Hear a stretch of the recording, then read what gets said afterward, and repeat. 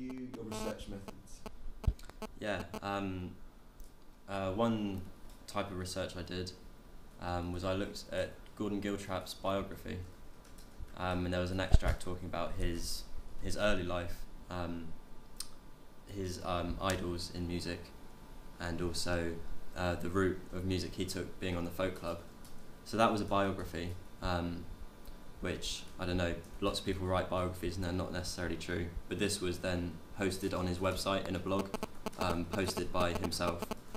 So it sort of led me to believe that it was quite true and quite accurate. Other types were interviews, primary interviews with the musicians themselves, like DubFX. That quote of him saying why he played the music the way he did was generally because he thought it was more accessible to people, and that was someone asking him the question, and that was the answer he gave. Other things such as Mr. Woodnote knowing how he played his music, and Duncan Disorderly, how they did it and how they created the sound they do on stage, was because I went to their gigs and I spoke to them afterwards, asking them how they did the things they did and related it to this course and how I did my music. Okay, just a little bit more on the differences between primary and secondary research. Okay, so the secondary research is not taken directly from the person. Primary is probably a better one to start with, actually. That's the person themselves saying it or writing it or just giving out the information themselves. So like interviews I watched with DubFX, also just videos he'd posted about how he sings, what gear he uses for busking, what loop station, what effects pedals, reading books that they've written, like Phil Stendek, he puts blogs out all the time, and they've been compiled into like a short book, which I read, and I'll include extracts of that in the write-up of the evaluation. Secondary is where someone else has reviewed it or has given the information. So things such as the biography or reviews from venues or promoters or booking agents, anyone who gives these, but they can also be quite biased. So a lot of the reviews I read of Mr. Woodnote, I didn't really include because I'd met him and spoken to him and asked him what he thought of the things and what he said about it, whereas everyone else was either quite blown away by him, by his skill, or had maybe gone out with him for a drink and was a bit starstruck, and so I didn't really take their word. They might have been biased. Can you just sort of justify your whole overall approach, justify why you think it worked, and then maybe make some recommendations for maybe something you could have done differently? Okay.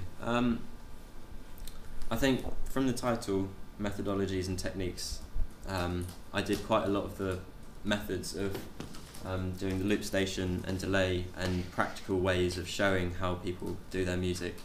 I think it was good to include a clip of music with an extract, taking it and showing the progression of it, and then showing a live version of myself doing it, because that relates to both the past and the present of how it's been done, and they're quite similar but done in sort of fundamental different ways. It would have been quite good if I'd have included more research evidence of what I'd done rather than just saying it, making it seem like opinion, rather than backing it up with more evidence to show why I have the opinion that I do. It would have been quite good as well to have linked more artists together to show the progression of it, to make it seem more natural. And maybe to have had a handout to people so that it would have it flowed a lot better, and people would have been able to keep up with my trail of thought when it's not always quite clear how it should have been. That's what I'd do for next time. Okay. And I guess the last one would be sort of assess the breadth of research. Was there enough breadth in there, or was there something that you would have liked to have included?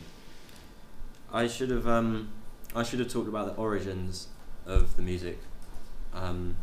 With the saxophone, I talked about different genres from different periods in history which have done it and how it's developed, but I didn't necessarily say why it had developed like that, or how I think it could go, or more information on how it's done and why it was done. I could have done a lot more in talking about the technology behind looping, so that it was much easier to understand. Yeah, because it seems a bit complicated just saying it's looping and playing back and it's a recording studio scenario. Is quite complicated to a lot of people to get their head around. So I should have maybe been more thorough with my research and my explanations to do with it, and maybe had cue cards so that I could have gone on to things a bit smoother and included key things to back up my opinion rather than just going into it.